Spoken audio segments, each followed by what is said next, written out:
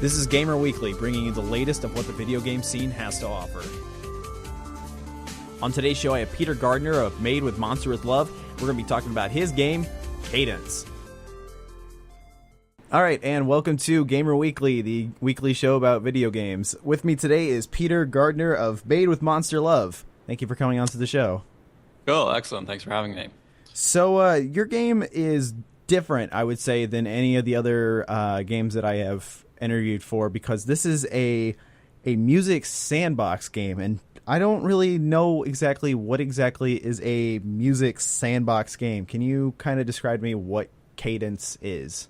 Yeah, I think that's a great question. I think we spent a lot of time ourselves trying to figure out what Cadence is. At its simplest, I would say Cadence is a game where you draw shapes to make music. So it's kind of, there's multiple sides to it. I think the simplest is you're just solving puzzles, and you have to draw sort of shapes or complete shapes. And if you do it in the right way, you create this little loop of music. It's very ambient, it's very zen, it's very sort of contemplative. And then kind of where the sandbox element comes in is that you can use the rules and the system of the game to actually start creating your own music and to start experimenting with making loops of music and, you know, actually composing music in a very sort of gentle environment, you know, because you play the game, you learn about how the game works, so then it's kind of, you've got a starting point to actually make music yourself, even if you know nothing about music theory. So is it like, if the shape is very contorted, kind of crazy looking, is it going to change the style of like how the music is played, or like is it going to be a lot more busy sounding? No. So like everything is based on the rules of the nodes. So you have these nodes, which are these points floating in space, and there are these little shapes. So you have a sphere, which kind of then just sends out pulses, or you could have like a square, which reflects pulses. And it's quite simple in that the rules of the system is just about how the pulses flow around these shapes. And every time a pulse hits a node, it triggers the notes assigned to that shape. So there the sort of metaphor is a bit less literal. So in order to change the sound in the sandbox mode, you could then change which sounds are assigned, and you can change which notes are assigned.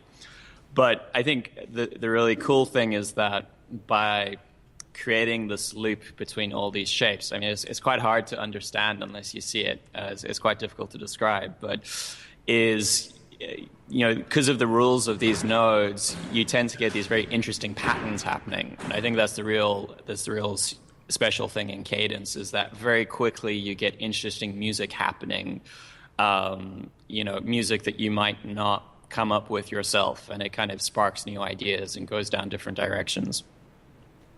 So how did you come across making a game like this? Was this planned, or did it just kind of like happen by accident?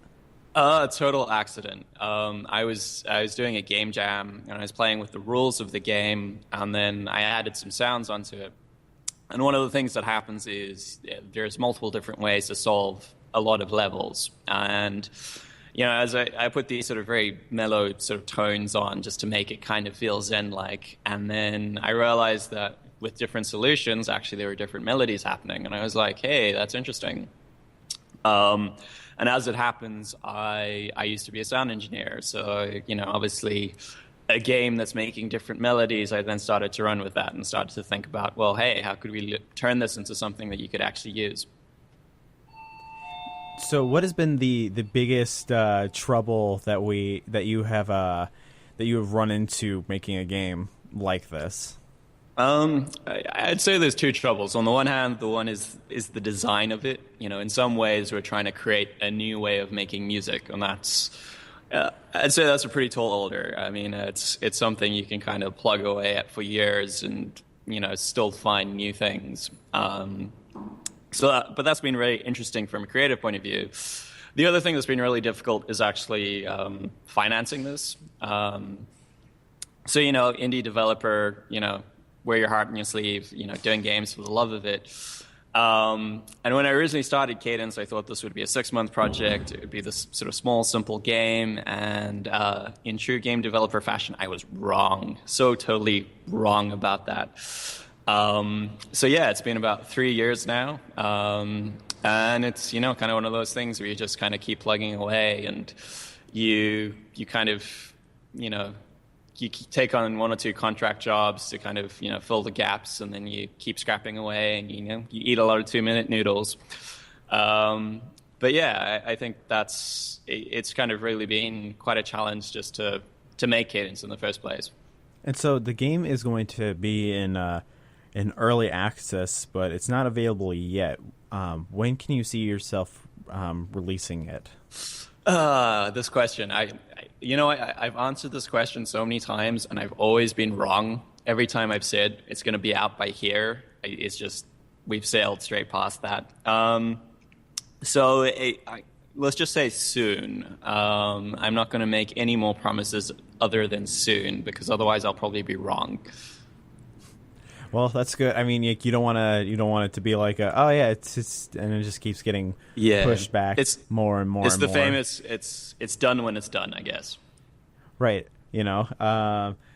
So you're gonna have a Steam Workshop with it as well. How do you plan on implementing that later on into the game?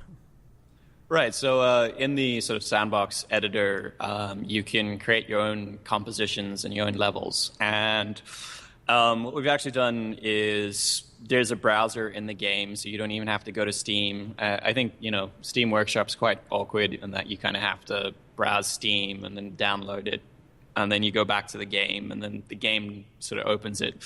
But in Cadence, you can just scroll the gallery from in the game. So it's a really easy way for people to share what they're making in the game and to see what other people are making. So is there going to be more than you said, like the ambient kind of genre music? Is there going to be other things implemented later on, or are you going to just strictly stick with the one and kind of see where that goes? I think definitely to start with, the game does have a sort of sound quality to it. And, there's a synthesizer built into the game, so all the games are generated, in real time. So that means you can change it in quite a lot of ways. But I think we're definitely going to, for now, it's just a case of seeing how popular the game is. If people really respond to it, well, then, we can keep adding stuff and keep adding stuff. But for now, we're keeping it simple. I mean, it's better to keep it simple than add a million things and be like, kind of works, sort of. Yeah, totally. I don't want to be working on it for another 3 years. Needs to get out there. Right, exactly. So you said there's also puzzles in the game too. How exactly do these puzzles work? Right. So the puzzle, they start out quite simple, and basically you're just connecting nodes together, and you're trying to get it so that the pulses that flow between the nodes keep on flowing. It's kind of like imagine connecting 2 cities with a road, and in certain circumstances, this is quite easy. So if you've got 2 reflectors, the pulses will just bounce back and forth between them. But then there's different nodes with different rules, which kind of make it trickier and more complex. So later on in the game, you have these loops that you're trying to create, but because of the nodes that you're given, it's really quite tricky, and you have to really scratch your head a bit to try to figure it out. So, I mean, that pretty much wraps it up, I guess. Thank you so much, Peter Gardner, for coming on to the show. Excellent. So the game is Cadence. It's going to come out eventually. You can definitely add it to your list on Steam.